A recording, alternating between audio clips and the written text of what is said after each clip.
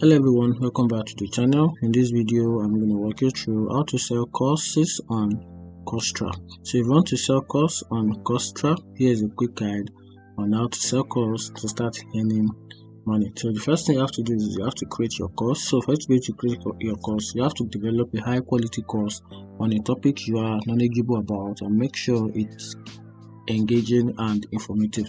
After that, visit the Coursera website and apply to become a course creator. You will need to provide the details about your course and credentials. After that, Coursera will review your application and course content. Once approved, you will be able to publish your course on their platform, and also use Coursera tools to set up your course, including the adding videos, the sequence, and then the assignment, and a lot about that. And then after that, then you publish your course and promote it through your social media, email marketing, and other channels to attract students.